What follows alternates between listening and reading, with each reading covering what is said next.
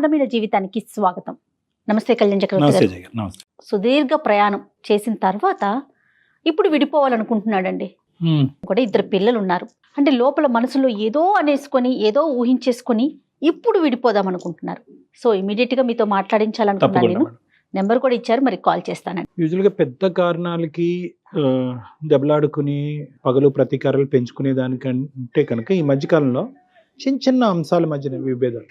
అంటే మనకి వినటానికి ఇంత చిన్న రీజన్ కి ఎందుకు విడిపోతున్నారు అనిపిస్తుంది. హలో ప్రసాద్ గారండి? హలో, ఎవరండి? నేను జయానండి, అందమైన జీవితం ప్రోగ్రామ్ నుంచి కాల్ చేస్తున్నాను. మేడం మేడం నమస్తే మేడం. నమస్తే అండి. డాక్టర్ గారికి బ్రీఫ్ గా చెప్పాను. ఫ్రీగా ఉన్నారా? మీతో మాట్లాడొచ్చా? ఎస్ మేడం, ఫ్రీగానే ఉన్నాను మేడం. రైట్ ప్రసాద్ గారు, ఇదిగోండి డాక్టర్ గారు ఉన్నారు, ఒకసారి మాట్లాడండి. సార్ నమస్తే సార్. ప్రసాద్ గారు నమస్తే అండి, చెప్పండి సార్. ప్రసాద్ గారు సార్ నేను కూకట్పల్లిలో ఉంటాను సార్ ప్రస్తుతం. అయితే నేను ఒక ప్రైవేట్ కంపెనీలో వర్క్ చేస్తుంటాను సార్. యాక్చువల్లీ ఒక ఫ్రస్ట్రేషన్ అండ్ ఒక బాధ అన్ని మధ్యలో నలిగిపోతున్నా సార్ ప్రస్తుతం. మా ఆవిడతో కొంచెం నాకు పడట్లేదు సార్. పడటం లేదంటే నాకు బాగా ఒక ఇంట్లో ఉంటున్నాం, ఒక ఇంట్లో గానీ ఏదో ఒక నా శత్రువుని ఇంట్లో పెట్టుకొని తిరుగుతూ ఉంటున్నా అని ఒక దానిలో ఉంటున్నాను సార్. అసలు ఎలా అంటే నాకు కొన్ని రోజుల కింద ఒక 3.5 months కింద యాక్సిడెంట్ అయింది సార్. యాక్సిడెంట్ అయింది. ఓకే. ఈ 3.5 months లో నేను యాక్సిడెంట్ అయ్యి మంచాన పడిన తర్వాత నా మీద ఎంత కసి ఉందా అని నాకు అర్థమైపోయింది సార్. కాబట్టి దయచేసి నాకు ఆవిడతో అవ్వట్లేదు సార్, కొంచెం నాకు విడాకులు కావాలి sir. Prasad garu, 15 years of reality లేదంటే డ్రామా, లేదంటే 3 months of reality or drama? డ్రామాతో ప్రేమ చూపించింది. బట్ నేను మంచాన పడిన తర్వాత ఆవిడకున్నటువంటి ఏంటి నా మీద ఎంత పగ ఉంది అని పగ సాధించింది సార్. ఒక మనిషి ఉంటే తప్ప నేను బాత్రూమ్ కూడా వెళ్ళలేని సిచ్యువేషన్. అదేలేండి. నాకు ఖచ్చితంగా ఎవరో ఒకరు ఉంటే గానీ బాత్రూమ్కి వెళ్ళలేని సిచ్యువేషన్ సార్. కానీ నేను మంచాన పడిన తర్వాత అసలు నన్ను పట్టించుకోకపోవడం, నేను ఏదైనా మాట్లాడితే చిరాకుగా ఏంటి అని చెప్పేసి ఆన్సర్లు ఇవ్వడము, ఒక మనిషి అంటే సైకలాజికల్ గా నన్ను బాగా ఆడేసుకుంది సార్. ఒకటి ప్రసాద్ గారు, ఇక్కడ ఏంటంటే బేసికలీ బహుశా ఈ ఇష్యూ మీరు ఇప్పటికొచ్చి ఎవరితోనే డిస్కస్ చేయలేదేమో కానీ నేను ఒక మాట అంటాను. ఇప్పుడు మా వేదిక వరకు వచ్చిన తర్వాత మీరు పదే విడాకులు అంటే కనుక ఇప్పుడు ఇచ్చేది పుచ్చుకునేది మేము కాదండి. బేసికలీ ఏంటంటే విడాకులు అనేటటువంటి సబ్జెక్ట్ అది కంప్లీట్ గా మీ సర్వాధికారం, అది మీకు మీ భార్యకి మధ్యన ఉండేటటువంటి ఒక ప్రధానమైనటువంటి అంశం. ఈ రోజు ఏంటంటే అసలు విడాకులు అనేటటువంటిది 3 నెలల పాటు జరిగినటువంటి ఒక ఇమోషనల్ ఇష్యూ వల్ల ఒక అబ్రప్ట్ కంక్లూజనా, ఒక తొందరపాటుతో జరిగేటటువంటి కంక్లూజన్ అనేటటువంటి మనం ఆలోచించుకోవాలి. ఎందుకంటే ఏ నిర్ణయం ప్రధానంగా విడాకులు ఇలాంటి అంశాలు ప్రధానంగా నిర్ణయం తీసుకునేటప్పుడు ఇమోషనల్ ఫ్రంట్ మీద తీసుకోవద్దండి, ఒక ప్రాక్టికల్ ఫ్రంట్ మీద తీసుకుందాం. విడాకులు అనేటటువంటిది ఒక సొల్యూషన్ గా భావిస్తూ ఈ కాన్వర్సేషన్ ముందుకెళ్ళడం కష్టం అని నేను చెప్తున్నాను. రైట్. అసలు మన వేదికే అది కాదండి. జీవితం అందంగా ముందుకు తీసుకెళ్లే ప్రయత్నం, ఏదన్నా ఎవరి వైపు తప్పులున్నా ఒప్పులున్నా కూడా సరిచేసి అది ముందుకు వెళ్ళాలి అనేదే ఈ కాన్సెప్ట్. ఆవిడ కూడా వర్కింగ్ అండి? లేదు సార్, నేను ఆవిడ ఇంట్లోనే ఉండి హ్యాపీగా పిల్లల్ని చూసుకోమని నేను పని కూడా చేయనివ్వను సార్. ఇంట్లోనే ఉంచుతాను ఆవిడ్ని. నన్ను ఎంత నిర్లక్ష్యం చేసిందంటే సార్, అంత నిర్లక్ష్యం చేసింది. అంటే ఒక భర్త మంచం మీద పడినప్పుడు చేయాల్సినటువంటి ఒక కనీస బాధ్యతలు కూడా ఒక 100% కి మినిమం ఒక 70% కూడా చేసిందంటే నమ్మసౌక్యం లేదు సార్. ప్రసాద్ గారు, అది ఇంటెన్షనల్ గా మనం ఏంటంటే ఇప్పుడు ఒకటి మాట్లాడుకోవాలి. 2 questions అండి నా పాయింట్ ఆఫ్ వ్యూలో. ఈ 15 years పాటు ఈ మొత్తం ప్రయాణంలో ఎక్కడా కూడా మీ ఇద్దరి మధ్యన భేదాభిప్రాయాలు లేదా ఏమండి మీరు ఇలా నన్ను ఇబ్బంది పెడుతున్నారు, నాకు బాధగా ఉంది, ఇది కరెక్ట్ కాదండి అనేటటువంటి అంశం మీ ఇద్దరి మధ్యన ఎప్పుడు డిస్కషన్ రాలేదా? నెంబర్ 1 అని చెప్పి ఆవిడ. నెంబర్ 1. నెంబర్ 2 ఏంటంటే కనుక ఇప్పుడు ఆవిడ చేతకాక ఈ 3 నెలల పాటు బహుశా ఏంటంటే ఆవిడ ఏం నర్స్ కాదు, లేదంటే ఒక డాక్టర్ కాదు, ఇంతకు ముందు ఇలాంటి ఆవిడతనంతో మంచాన పడినటువంటి వాళ్ళు ఇష్యూని డీల్ చేసేటటువంటి కెపాసిటీ ఆవిడకి లేకపోయి ఉండొచ్చు. ఇక్కడ ఇంటెన్షనాలిటీ ఉందా అంటే ఏంటంటే కావాలని మీరు మంచాన పడ్డారు కాబట్టి మీకు ఏదో ఒకటి రుచి చూపెట్టాలి కాబట్టి మీ మీద పగ తీర్చుకోవాలి కాబట్టి కక్ష సాధింపు చర్యగా చేసేటటువంటి అంశం కింద మీరు. సో ఆవిడ పాయింట్ ఆఫ్ వ్యూ అనేటటువంటిది ఏంటి, మీరు ఊహించుకుంటుంది ఏంటి? సార్ నేను మంచాన పడిన తర్వాత ఇప్పుడు ఇన్ టైంలో నాకు ఫుడ్ కానీ లేదంటే ఒక టాబ్లెట్స్ కానీ అవి నేను మంచం మీద పడితే బ్యూటీ పార్లర్కి వెళ్తాం సార్.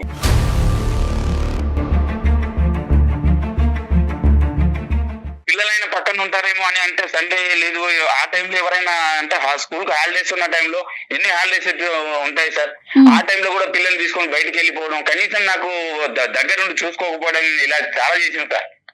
అంటే బాగా కక్ష సాధింపు లాంటివి చాలా చర్యలు చేసింది సార్ నా పైన. ప్రసాద్ గారు, ఇప్పుడు మీకు జరిగినటువంటి ఈ అంశాన్ని మొత్తం 3 నెలల్లో కన్సిస్టెంట్ గా ప్రతిరోజు ఆవిడ యొక్క ప్రవర్తన ఇలాగే ఉందా, లేదంటే మధ్య మధ్యలో ఉండేదా? ఆవిడకి నాకు చేతన అవ్వట్లేదు, నా వల్ల అవ్వట్లేదు అనేటటువంటి ఎక్స్ప్రెషన్ ఆవిడ ఎప్పుడైనా చెప్పిందా లేదా?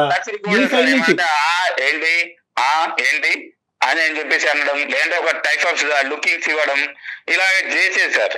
అంటే చెప్పుకోలేను సార్, అంటే అంత దుర్భరమైన సిచ్యువేషన్ ఎదురు చూసాను సార్. అంటే ఇప్పటికి నేను అనుభవిస్తున్న సిచ్యువేషన్ ఏంటంటే, నాకు ఈ 3.5 months బాగా ఎదురైన ఘట్టాలన్నీ కూడా ఒక శత్రువుని, నీ శత్రువు ఇంట్లోనే ఉందని దేవుడు నాకు ఇలా చేయడం కూడా మంచిదే జరిగిందేమో, ఇన్ని రోజుల నాటకానికి ఒక తెర లేపాడేమో అని నేను ఫీల్ అవుతున్నాను సార్.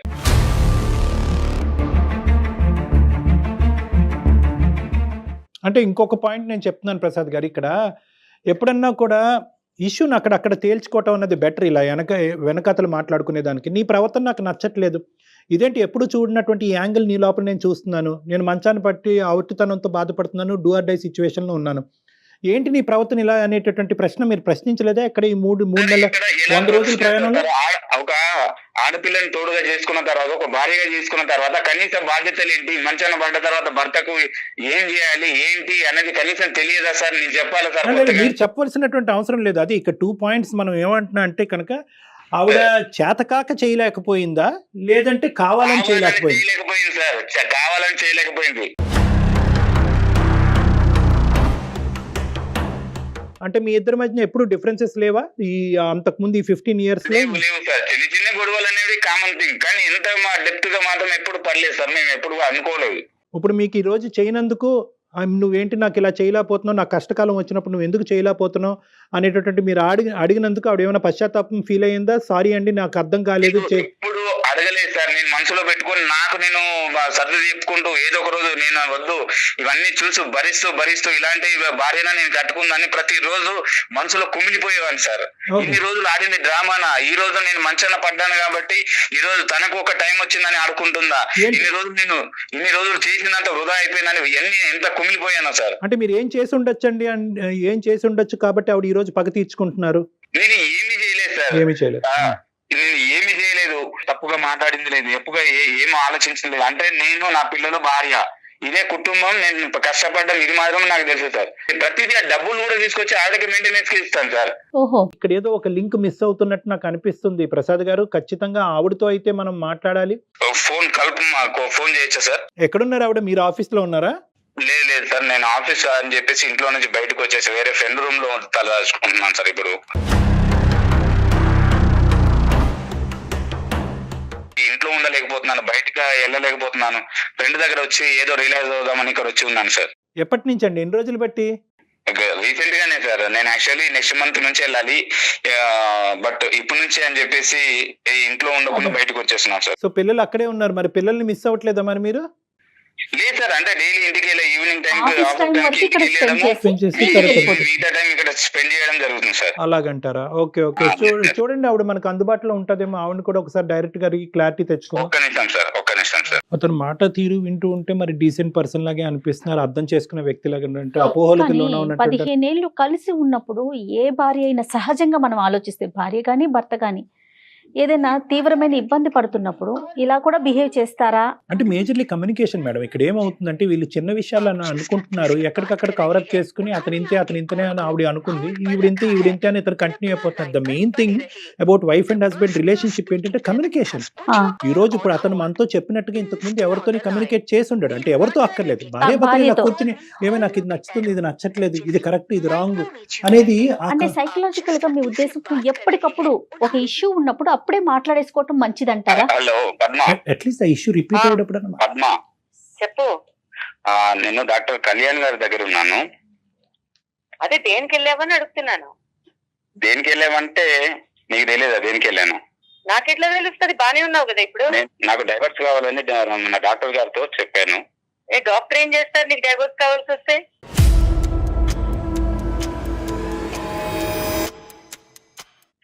డాక్టర్ గారితో మాట్లాడాను ఒకసారి మీతో ఏ డాక్టర్తో మీతో మాట్లాడారు? కాల్ బాగుంది. ఇప్పుడు డాక్టర్ వీడియో దగ్గరికి పద్మ. నేను- పద్మ అలా కాదు పద్మ గారు. ఒక్క నిమిషం అమ్మ. పద్మ పద్మ గారు గారు నమస్తే అమ్మా. నమస్తే అండి. నమస్తే అమ్మ, నా పేరు డాక్టర్ కళ్యాణ్ చక్రవర్తి. నేను మానసిక వైద్య నిపుణుడి, రిలేషన్షిప్ కౌన్సిలర్ని. నాతో పాటు జయ గారు ఉన్నారు. మేము సుమన్ టీవీ వేదిక అందమైన జీవితం అనేటటువంటి ఒక ప్రోగ్రాం నుంచి మాట్లాడుతున్నాం. మిమ్మల్ని ఇబ్బంది పెట్టి మిమ్మల్ని కష్టపెట్టేటటువంటి ఉద్దేశం కాదు. మీ ఇద్దరి మధ్యన ఏమైనా తెలిసి తెలియనటువంటి అపోహలు, భేదాభిప్రాయాలు ఏమన్నా ఉంటే కనుక ప్రొఫెషనల్ మీడియేషన్ ద్వారా అది రెక్టిఫై చేయటం గురించే మా యొక్క ప్లాట్ఫామ్. మీకు No, ఇది మీకు ఇది మా ఇద్దరికి సంబంధించింది. ఆయన తీసుకెళ్లి రోడ్డును పడేసి అమ్మా ఒక్క నిమిషం అమ్మ, నేను కామ్గా మాట్లాడుతున్నాను. దయచేసి మీరు కూడా అర్థం చేసుకుని కామ్గా మాట్లాడండి. నేనేంటంటే మిమ్మల్ని ఇబ్బంది పెట్టేటటువంటి ఉద్దేశం కాదు. అతను మాకు రీచ్ అయ్యారు. ఏ పాయింట్తో రీచ్ అయ్యారంటే, సార్ నేను ఇలా మానసికంగా ఇబ్బంది పడుతున్నాను. 15 years పాటు మా ప్రయాణంలో ఎటువంటి ఇబ్బంది రాలేదు. ఎప్పుడైతే కనుక నేను దురదృష్టం కొద్దీ నేను సిక్ అవటం వల్ల, లేదంటే నాకు యాక్సిడెంట్ అవటం వల్ల నేను మంచం మీద ఉన్నప్పుడు మా భార్య యొక్క ప్రవర్తన నాకు నచ్చలేదు. నేను షాక్కు గురయ్యాను. కాబట్టి ఇన్ని రోజులు మా భార్య నాతో పాటు చేసినటువంటిది ఒక నిజమైనటువంటి ప్రేమతో కూడినటువంటి అంశం కాదేమో. ఇప్పుడు ఆవిడ ఇలా అవునా? అది మీకు చెప్పుకున్నాడా వచ్చి? అంటే అలా చెప్పుకున్నాడు. మేమేం కంక్లూడ్ అవ్వలేదమ్మా. మీరు ఆయన బ్యాడనో, వర్షన్ చెప్పారమ్మా. మీరు బ్యాడనో, మీరు కరెక్ట్ కాదనో, మీ ప్రయాణం తప్పనో మేమైతే కంక్లూడ్ అవ్వలేదు. అతను బాధ అలా వెలగక్కాడు అనేటటువంటిది నేను మీ వరకు తీసుకొస్తున్నాను. ఏకంగా 2 పిల్లలు కన్నా తర్వాత మీరు డివోర్స్ అనేటటువంటి పదం వాడటం కూడా కరెక్ట్ కాదు. మాకు ఒక్కసారి పద్మ గారితో మాట్లాడటానికి అవకాశం ఇవ్వండి అని చెప్పి మేము అతని మీద ఒత్తిడి తీసుకొస్తే మీకు కలపటం జరిగింది. కానీ అతను నాకు చెప్పాలి కదండి. చెప్పకుండా ఏం చెప్తారు చెప్పు.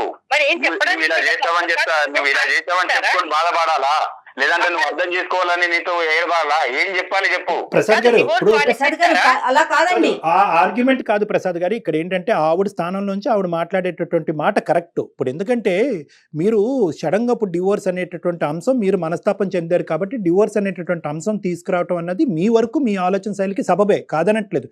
కానీ ఈ రోజు ఆవిడని సర్ప్రైజ్ చేశారు కదా. మా యొక్క మీడియేషన్ ఉంది, అందమైన జీవితం నుంచి డాక్టర్ కళ్యాణ్ చక్రవర్తి గారి దగ్గరికి వచ్చాను. మీరు ఎక్కడ వచ్చారు నా దగ్గరికి? మీరు ఫోన్ చేస్తే నేను మీ ఫోన్లో మాట్లాడుతున్నాను. సో ఆవిడ వరకు ఆవిడ సర్ప్రైజ్ అవటం, ఆవిడ వరకు ఇనీషియల్గా అలా రియాక్ట్ అవటం అన్నది మనం యాక్సెప్ట్ చేద్దాం. ఫస్ట్ మనకు కావాల్సింది ఏంటంటే, అమ్మ సారీ అమ్మ, అతని తరపున నేనే సారీ చెప్తున్నాను, మీకు ఇలా సర్ప్రైజ్. అతని బిహేవియర్ అంతా మీరు సారీ చెప్పడం ఎందుకండి? ఈ షాకులు నాకు 15 సంవత్సరాల నుంచి అలవాటేలేండి.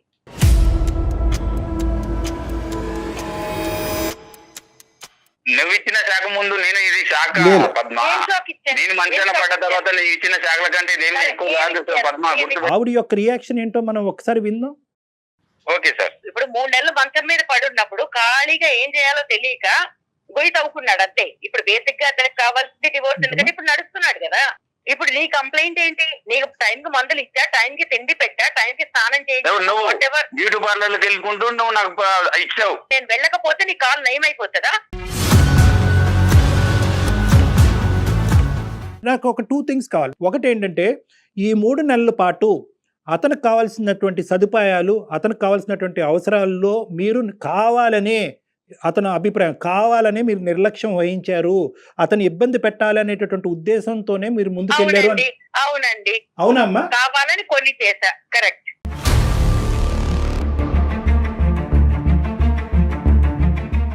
అట్లీస్ట్ ఇప్పటికైనా జ్ఞానోదయం అర్థమైన డాక్టర్ గారు వినండి.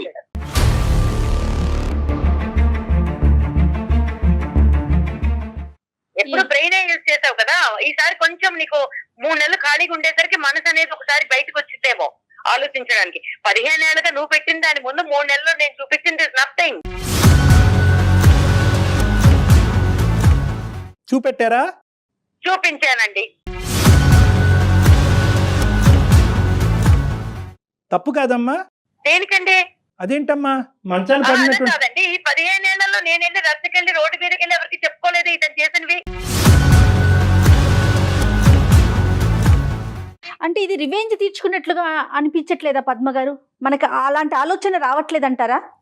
ఒక రకంగా రివేజ్ అండి. నేను హ్యూమన్ బీయింగ్ ని, నేను మనిషిని కదా, నాకు ఒక మనసు ఉంటది. అమ్మా నాకు అవకాశం వచ్చింది ఈ రోజు. 15 సంవత్సరాలు బహుశా మేమేమో ప్రీమెచ్యూర్ గా మాట్లాడుతున్నానేమో, నా అనుభవంతో నేను ఏమైనా కొద్దిగా తెలిసి తెలియకుండా ఏమైనా మాట్లాడుతున్నానేమో, నన్ను క్షమించండి. కానీ నేను అనేది ఏంటంటే, 15 సంవత్సరాల పాటు ఏ స్థాయి క్షోభను అనుభవించిన తర్వాత మంచం మీద పడి 2 కాళ్ళు ఎరగొట్టుకుని పనిచేసేటటువంటి ఒక మనిషి మంచం మీద ఉన్నప్పుడు ఎటువంటి వ్యక్తిత్వం ఉండేటటువంటి వాళ్ళు కక్ష సాధింపు చేస్తారు?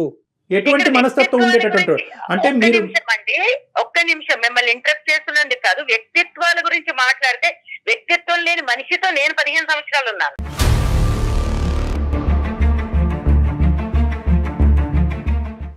తన గురించి తప్ప ఇంకేం అక్కర్లేదు. ఇంట్లో నేను ఉద్యోగం చేస్తానన్నప్పుడు ఉద్యోగం చేయక్కర్లేదన్నాడు. దానికి అతను ఇచ్చిన రీజన్ ఏంటి?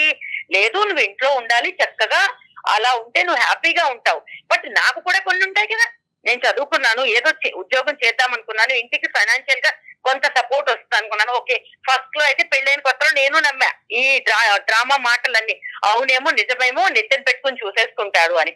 తర్వాత ఓకే పిల్లల తర్వాత అదే లోకం, వంట చేయడము, సాయంత్రం వచ్చేసరికి లేకపోతే సండే మండే లేదా వీకెండ్స్ ఫెస్టివల్స్ వస్తే ఆయన గారు ఫ్రెండ్స్ ఇళ్ళకి వెళ్ళో లేకపోతే ఫ్రెండ్స్ తీసుకుని వచ్చి సడన్ షాపులు ఎట్లా ఉంటాయంటే ఇప్పుడు ఒక 5 వస్తారు భోజనాలకి. ఇంట్లో ఏమున్నాయి లేవు, వండగలదా లేదా, బతికిందా చచ్చిందా చస్తుందా, ఇవేం చూసుకోకర్లేదు.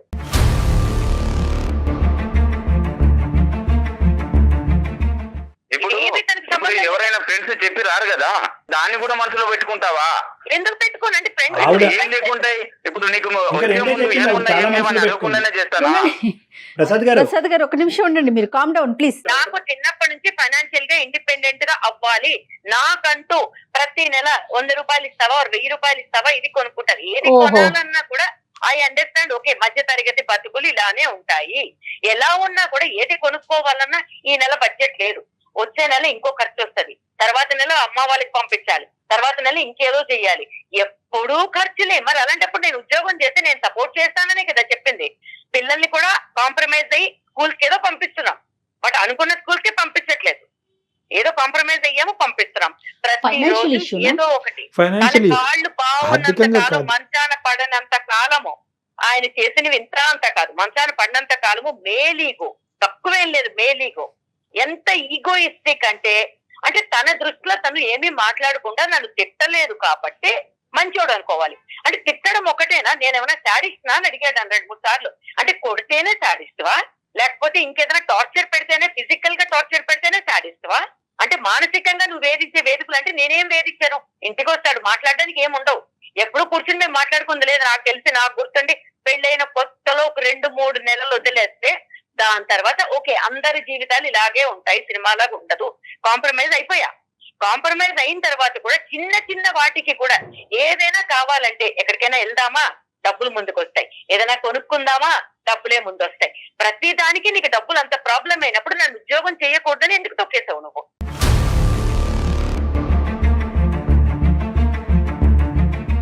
భార్య ఇంట్లో ఉండి చూసుకోవాలని అనుకోవడం తప్ప, లేదంటే నేను సంపాదించిన దానిలో అడ్జస్ట్ అయ్యి ఉండడం అనుకోవడం తప్ప, లేకపోతే అవ్వనని చెప్పాను కదా, నేను అవ్వలేదు. ఎందుకు అవ్వవు నువ్వు? ఎందుకు అవ్వవు చెప్పు.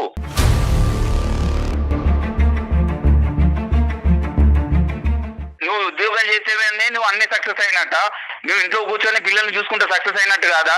మనసులో ఏదో పెట్టుకొని ఏదో చెప్తుంది, ఏదో చేస్తుంది. నాకైతే అవ్వదు. నీతో పడి ఉండక్కర్లేదు, ఎప్పుడో డివోర్స్ ఇచ్చి పిల్లల్ని తీసుకుని వెళ్ళిపోదును.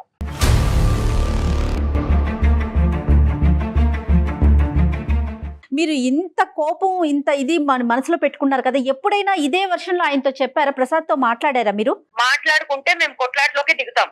సో దాని బదులు మాట్లాడుకోకుండా బతికేస్తున్నాం. అది కాంప్రమైజ్ అయ్యి బతకడమా లేకపోతే చావలేక బతకడమా? దాన్ని ఏం పేరు పెట్టుకుంటారు పెట్టుకోండి. ఏం మాట్లాడాలన్నా ఫ్రెండ్స్ వస్తారు. ఒక పనికి మాలిన నాగరాజు ఎవడో ఉంటాడు, ఎప్పుడు చూసినా అక్కడికి పోతాడు. ఎందుకు వెళ్తావు నువ్వు? వాడి గురించి మాట్లాడకు, వాడు నా ఫ్రెండ్, వాడు నా ఫ్రెండ్. నాకు ఎన్నోసార్లు అవసరాలకు డబ్బులు ఇచ్చాడు వాడు. అవును, అవసరమైన ప్రతిసారి వాడు ఎన్నోసార్లు డబ్బులు ఇచ్చి ఆదుకున్నాడు. వాళ్ళ గురించి నువ్వు ఎలా మాట్లాడతావు? నా ఫ్రెండ్స్ గురించి మాట్లాడాల్సిన అర్హత ఏంది నీకు? నువ్వు తాళి కట్టావు కదా, తాళి కట్టినప్పుడు నా ఫ్రెండ్స్ కూడా నువ్వు డెఫినెట్లీగా స్వీకరించాలి. వాడు ఎలా మాట్లాడుతావు నువ్వు? స్వీకరించను, నిన్ను స్వీకరించా, నీతో పాటు మీ అమ్మ బాబుల్ని కూడా స్వీకరించా కొంతవరకు. కానీ నీ ఫ్రెండ్స్ ని ఆళ్ళ పిల్లల్ని అమ్మ బాబులని మాట్లాడకు. ఏ రోజైనా మీ అమ్మ నాన్న గురించి మాట్లాడాను? అమ్మ బాబులని ఏ రోజు మాట్లాడుతున్నాను? ఏంటి నువ్వు చేసే ఇంతకంటే ఏం చేయగలను? నేను మానసికంగా ఎంత కుమిలిపోయాను నాకు తెలుస్తుంది. అవును, ఖాళీగా ఉన్నావు కాబట్టి కుమిలిపోయావు, బిజీగా ఉన్నప్పుడు కుమిలిపోలేదు కదా. కాలు ఇరిగి ఇంట్లో పడ్డాను కాబట్టి నీవేంది అర్థమైంది. దేవుడు అనేవాడు ప్రతి ఒక్కరికి ఒక అవకాశం ఇస్తాడు. చెప్పు అక్కడ చెప్పు పద్మ చెప్పు. ఇదే ప్రోగ్రామ్ నాకు తెలుసుంటే నీకన్నా ముందు నేను చేసి అడిగేదాన్ని డివోర్స్. నేను డాక్టర్ దగ్గరకు వచ్చేదాన్ని కదా, లాయర్ దగ్గరికి వెళ్ళేదాన్ని.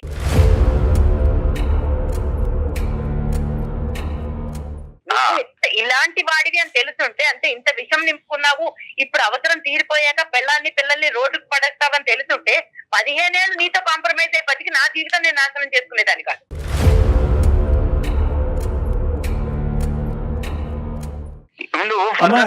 ప్రాబ్లమ్స్ ఎలా ఉంటాయని నీకు తెలిసినప్పుడు నువ్వు నన్ను బాగా చూసుకుంటే ఈ రోజు ఈ సిచ్యువేషన్ రాదు కదా. ప్రాబ్లం ఏంటి వదిలేస్తే వదిలేపో.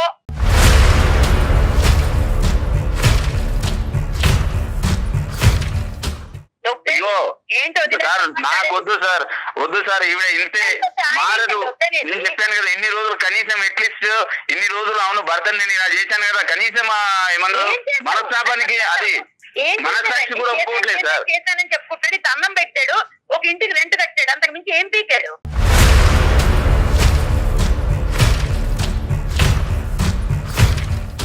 మీ డెఫినేషన్ ఎలా ఉంది అంటే కనుక బహుశా అతని మనసు వరకు అతనికి అర్థం కాలేదు. మీ డెఫినేషన్ ఏం చెప్తున్నారు? నాకు ఫ్రీడమ్ ఉందా, నాకు స్వేచ్ఛ ఉందా, నీ ఫ్రెండ్స్ కి ఇచ్చేటటువంటి ఇంపార్టెన్స్ భారీగా నాకు ఇస్తున్నావా? అవును, నేను ఫైనాన్షియల్ గా స్టాండర్డ్ గా లేను, ఉన్నదాను అడ్జస్ట్ అవ్వాలని చెప్తాను. అదే తప్ప అండి? తప్పే. ఇక్కడ ఒక ప్రధానమైనటువంటి ఇష్యూ ఏంటంటే ఇవన్నీ ఆవిడ మనసులో దాచిపెట్టుకుని ఒక అవకాశం దొరికిన తర్వాత 3 నెలల పాటు మీరు మంచం మీద పడినప్పుడు ఆవిడ కక్ష సాధింపు చర్యగా ఇది ఒక బంగారు అవకాశంగా తనకు వచ్చింది, మీకు బుద్ధి చెప్పడానికి ఇంతకు మించినటువంటి అవకాశం లేదు అనేటటువంటి విధంగా ఆవిడ ఆలోచన శైలి అంత క్రికెట్గా ఎలా మారిపోయింది అనేటటువంటిది ఇక్కడ ముఖ్యమైనటువంటి అంశం. ఎందుకంటే ఈ మనిషి నీకేమీ చేయలేదు, భయంకరంగా హింస పెట్టాడు, పగలనక రాత్రనక కొట్టాడు, తిట్టాడు, ఆర్థికంగా ఇబ్బంది పెట్టాడు, పిల్లల్ని చదివించడానికి డబ్బులు ఇవ్వలేదు, మిమ్మల్ని బయటకు వెళ్ళడానికి స్వేచ్ఛనివ్వలేదు, ఇన్ని రకాలుగా హింస పెట్టినా కూడా ఒక మానవతా దృక్పథంతో ఒక మనిషి మంచం పడినప్పుడు సేవ చేయవలసినటువంటి భార్యే కాదు, ఒక ఎవరైనా కూడా అతని పక్కన ఎవరున్నా కూడా సేవ చేస్తారు. కానీ దాన్నే ఒక పిలుచుకోవచ్చు కదండి, వాళ్ళకి బాగా ఏ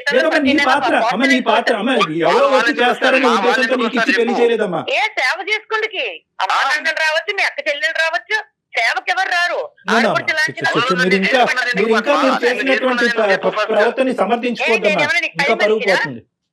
ఒక్క నిమిషం పద్మ గారు, పని మనిషి అని అట్లా అనుకుంటే ఎట్లా పద్మ గారు? పెళ్ళై 15 సంవత్సరాలు ఇద్దరు కలిసి ప్రయాణం చేశారు, ఎందుకు పెళ్లి చేసుకున్నానని అడుగుతున్నాడు. మరి ఇంతవరకు డాక్టర్ గారు చెప్పారు కదా, ఆయన ఇవ్వాల్సినవన్నీ ఇచ్చాడు, ఆయన ప్రకారం ఆయన చాలా సంతృప్తికరమైన లైఫ్ లీడ్ చేశాడు. అంటే పెళ్లి చేసుకుంటే పెళ్ళడానికి బట్టలు, ఒక ఇల్లు, అది బాధ్యత కదా అతండి. ఏంటంటే ఇది ఇస్తే సరిపోతుంది అనేటటువంటి వర్జన్ లో ప్రసాద్ గారు అలా ముందుకు వెళ్ళిపోయారు. ఇప్పుడు వచ్చి అతను కనువిప్పు కలగలేదు. నేను చెప్పాను కదా, నేను సరిపోతుంది ఎన్నిసార్లు చెప్పాను, నేను ఉద్యోగం చేస్తాను, మన ఫైనాన్షియల్ స్టేటస్ బాగుంది. నాకు ఇష్టం లేదు. మీరు ఒక పాయింట్ ఏంటంటే ఆవిడ 15 years పాటు ఒక ట్రామాకు గురైంది. ఓకే, ఇప్పటికైనా యాక్సెప్ట్ చేయండి. ఇప్పుడు ఆవిడ ఒక ట్రామాకు గురైంది. ఏంటి ఆ ట్రామా అంటే కనుక ఆర్థికంగా సరిపోయినటువంటి జీతాలతో సంసారం నడుపుతున్నారు. ఇప్పుడు ఏంటంటే ఆవిడ పని చేసేటటువంటి కెపాసిటీ, సంపాదించేటటువంటి కెపాసిటీ ఉన్నా కూడా నువ్వు కాలు కిందన పెట్టడానికి అని చెప్పి మీరేదో త్యాగమూర్తిలాగా ఆవిడని బయటకు పంపించకుండా ఉన్న దాంతోనే సరిపెట్టుకుని అనేటటువంటి ఒక బందికానాలో ఆవిడని ఇది చేశారనేది ఆవిడ అభిప్రాయం. మీకు ఇష్టం లేకపోవటం ఏంటి? ఆర్థికంగా సుఖపట్టడం గురించి నేను బయటకు వెళ్ళి చేస్తాను అనుకున్నప్పుడు ఈ 15 సంవత్సరాల్లో ఒక్కసారైనా ఆవిడకి అవకాశం ఇచ్చి బయటకు పంపించచ్చుగా. ఈ రోజు నువ్వు ఇంట్లో ఉండి సుఖపడు, పిల్లల్ని చూసుకుంటే చాలు, నువ్వు దీనికి మించి ఏమీ చేయక్కర్లేదు అనేటటువంటి ఆ పాజిటివ్ యాంగిల్ ఎందుకు చూడలేకపోతున్నారు మీ ఆయనలో? దాని శాడిజం అంటారమ్మా, దాని శాడిజం. ఇప్పుడు నా శాడిజం అనిపిస్తుంది, నాకు చిన్న కోరిక, ఓకే ఒక 2-3 ఏళ్ళు ట్రై చేయి, లేదా 6 నెలలు ట్రై చేయి. అది కరెక్టే, నువ్వు చెప్పేది కరెక్టే. అదే కదా ఇప్పుడు అతని మైండ్. అడగండి ఒకసారి, అసలు అతను ఎందుకు వద్దంటున్నారు ఉద్యోగానికి? ఇష్టం లేదు అంటున్నాడు. ఎందుకంటే రీజన్స్ ఏంటండి? రీజన్స్ ఏం లేవు మేడం, నేను నా కష్టార్జితంతో నా ఫ్యామిలీని పోషించాలి, ఇదే నేను ఆశించేది. ఇది మేల్ శాడిజం అంటుంది, ఇది మేల్ ఈగోయిజము, మేల్ శాడిజం అంటుంది. నా అభిప్రాయాన్ని ఎక్కడ గౌరవించాలి? నేనేమంటానంటే ఈ రోజు చేయక ముందే నువ్వు ఇన్ని మాటలు మాట్లాడుతున్నావు, చేసి ఇంకోటి ఏంటి అని. 15 ఏళ్ళ తెలుసని గాలి 2022లో గాలి ఇరిగిపోయి నేను మంచాన్ని ఉంటాను, అప్పుడు ఇది ఇలా పర్ఫెక్ట్ ట్రీట్ చేస్తుంది నన్ను. నీకు 15 ఏళ్ల క్రితమే కళ వచ్చింది, నీకు కళ వచ్చింది, అప్పుడు వదిలేసేవానేమో.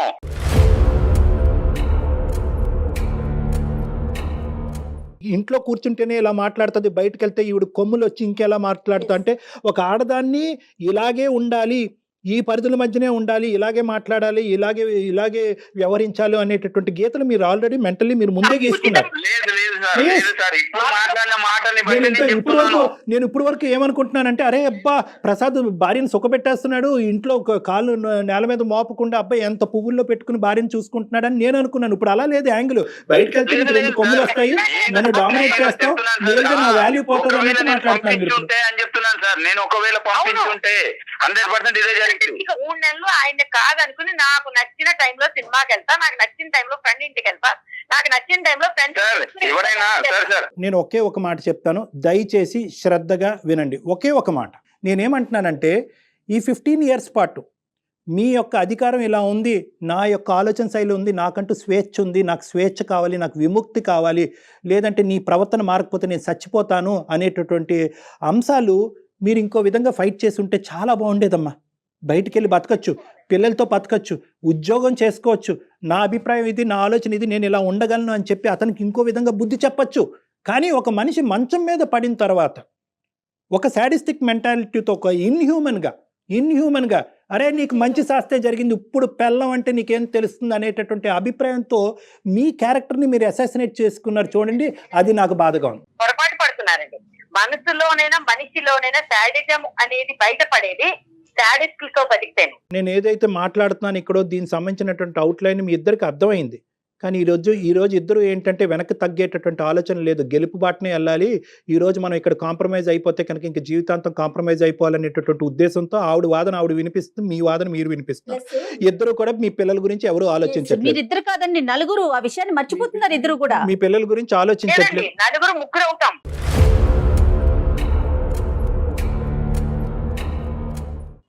ఎప్పుడైతే అతనే ఒంటరివాడు అవుతాడు, మేము ముగ్గురు ఉంటాం. అయినా పర్వాలేదు పద్మ, నీలాంటి నేను ఉండడం కంటే కూడా పోయినా పర్లేదు. జీవితం అంటే ఏంటో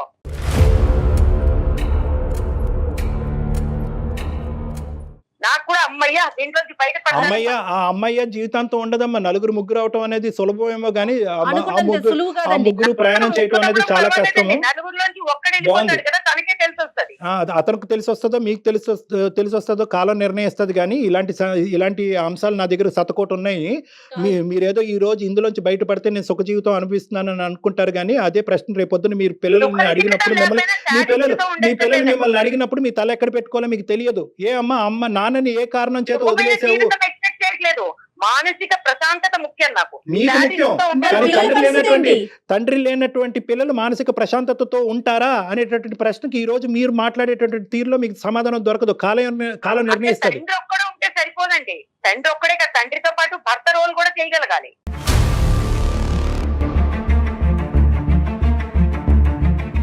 దయచేసి ఇద్దరు కూడా విడాకులు అనేటటువంటి ఆస్పెక్ట్ పక్కన పెట్టండి. మీరిద్దరు కలిసి నా దగ్గరికి రండి ఒక్కసారి. ఎందుకంటే ఇది అంత చిన్న అంశం ఏం కాదు. దయచేసి నాకు మాత్రం ఇలాంటి ఏమంటారు ఒక చెర నుంచి బయటకు విడిపిస్తారని నాకు వద్దు సార్. ఈవిడ మాత్రం వద్దు, నాకు విడాకులే కావాలి. నేను బతికేదేంటండి? చెర అనుకునే మనిషితో అసలు బతకాలన్న ఆలోచనే దరిద్రంగా ఉంది.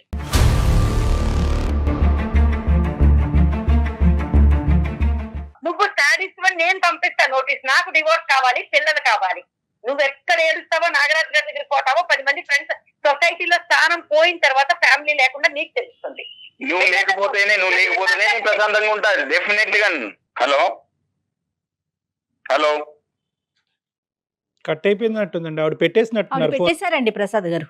ఇది సార్ ఇలా ఉంటుంది సార్. అంటే ఇంత అంటే ప్రతి దానికి నేనే చెడ్డోని అని, లేదంటే ఇంత చూసుకున్నా కూడా నేను చెడ్డోని అనే చూపిస్తుంది సార్. చూసుకుంటున్నానని మీరు అనుకుంటున్నారండి, ఆవిడ అనుకోవాలి కదా. మీకు మీరే అనుకుంటే ఎట్లా? ప్రసాద్ గారు ఒక్క పాయింట్ ఆవిడ వెళ్ళిపోయింది లేండి. కానీ పిక్చర్ లోంచి బహుశా ఏంటంటే విడివిడిగా మీ ఇద్దరితో సపరేట్ గా మాట్లాడుంటే ఇష్యూ ఇంకో విధంగా ఉండేది. ఆవిడ ఏదో మిస్ అయ్యింది ఈ మొత్తం ప్రయాణంలో అన్నది ఇప్పటికైనా మీకు కనువిప్పు కలగాలి. ఏదో మిస్ అయింది, మీరు అన్నీ చేశారు, చేయలేదని అనట్లేదు, కానీ ఏదో మిస్ అయింది. ఒక ప్యాచ్ వర్క్ అనేది ఉంది. ఆ ప్యాచ్ వర్క్ రియలైజ్ అవ్వాల్సినటువంటి అవసరం ఈ కుటుంబాన్ని. దయచేసి మీరు డివోర్స్ అని అడగండి. మీరు అడుగుతున్నారు, ఆవిడ అడుగుతున్నారు, కానీ ఇది ఆ సందర్భం. ఈ డివోర్స్ అనేటటువంటి ఆస్పెక్ట్ అసలు మీ ఇద్దరి మధ్యన ఇష్యూయే కాదు నాకు అనిపిస్తుంది. ఇప్పుడు మీకు కావాల్సింది ఏంటంటే, ఒకటే, నువ్వు ఉద్యోగం చేసుకుంటావా, గో హెడ్. నీ జీవితం నువ్వు బతకాలి అని అనుకుంటున్నావా, గో హెడ్. నీకు స్వేచ్ఛాయుతమైనటువంటి వాతావరణం కావాలా, గో హెడ్. నీకు నచ్చినటువంటి మనుషులు ఇంట్లోకి రాకూడదా, ఓకే. ఈ కొన్ని స్టెప్స్ ఇవి బేసిక్ స్టెప్స్. ఈ స్టెప్స్ దిగటం వల్ల, ఈ ఫిక్సేషన్స్ మార్చుకోవటం వల్ల మన జీవితాలు ఏం నాశనం అయిపోవండి. విడిగా ఉండి డివోర్స్ అయిపోయి పిల్లలు ఒక దిక్కు మీరు ఒక దిక్కు ఉంటే కనుక అప్పుడు జీవితం నాశనం అవుతుంది. సార్ అప్పుడు అసలు సిసలైనటువంటి కష్టాలు. పర్సనల్ గా కూడా ప్రసాద్ గారు ఒకసారి బయటికి వెళ్తే బయటకు ఉండే కష్ట నష్టాలు తనకు కూడా తెలుస్తాయి. ఉద్యోగం అనుకోగానే చేయటం అంత ఈజీ అంటారా?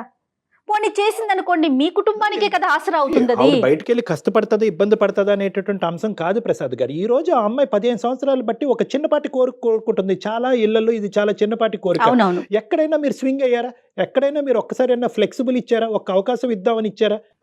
ఓకే, ఫైనల్గా నేను చెప్పేది ఒకటి ఏంటంటే, మీరు మాకు ఆవిడ నెంబర్ కూడా ఇవ్వండి. తర్వాత ఒకసారి ఆవిడ నెంబర్ ఇవ్వండి. నేను ప్రత్యక్షంగా ఆవిడకి ఫోన్ చేసి, ప్రత్యేకంగా ఆవిడకి ఫోన్ చేసి నా సెషన్స్కి రండి, నా కౌన్సిలింగ్కి రండి అని ఇన్వైట్ చేస్తాను. మీరు లీగల్ కౌన్సిలింగ్కి వెళ్ళవలసినటువంటి అవసరం లేదు. నా కౌన్సిలింగ్కి రండి. మనం ఒక సానుకూలమైనటువంటి వాతావరణంలో విడివిడిగా మీరు ఆవిడ నాతో మాట్లాడిదిరి కానీ, కలిపి కూడా మాట్లాడిదిరి కానీ, ఈ ఇష్యూని ఒక కొలిక్కి తీసుకొద్దాం. అప్పటి వరకు ఈ డివోర్స్ అనేటటువంటి ఆస్పెక్ట్ తీసి పక్కన పెట్టండి. తీసేయండి. Okay sir. పిల్లలు సర్వనాశనం అయిపోతారు చెప్తున్నా. మిమ్మల్ని నమ్ముకుని వచ్చిన ఒక ఆడ మనిషికి తినటానికి తిండి, కట్టుకోవటానికి చీర, బట్టలు, లేకపోతే 2 పిల్లలు, అది కాదండి. సంతోషంగా ఉండాలి. ఆ సంతోషం ఎక్కడ మిస్ అవుతుందో ఆ పాయింట్ని మాత్రం ఒక్కసారి చూడండి. ఈ 15 ఇయర్స్ పాటు ప్రసాద్ అనేటటువంటి వ్యక్తి ఈ జీవితంలో ఏం చేశాడు అనేది కాకుండా ఏం చేయలేకపోయాడు అనే అంశంలో మీరు చూడగలిగితే కనుక ఇష్యూ రిజాల్వ్ అయిపోతుంది. మీరు మాట్లాడతామన్నారు కదా సార్, తప్పకుండా తప్పకుండా అండి. నెంబర్ షేర్ చేయండి. మీ నెంబర్ కూడా నేను కాల్ చేస్తాను. మా మేనేజర్ మీకు ఇద్దరికి కాల్ చేసి ఒక పలానా టైంలో డాక్టర్ గారు ఫ్రీగా ఉన్నారు రండి అంటారు. మీ ఇద్దరు వచ్చి నాతో మాట్లాడారు. Right Prasad garu. Thank you so much madam. Thank you Kalyan garu. Thank you. నమస్తే.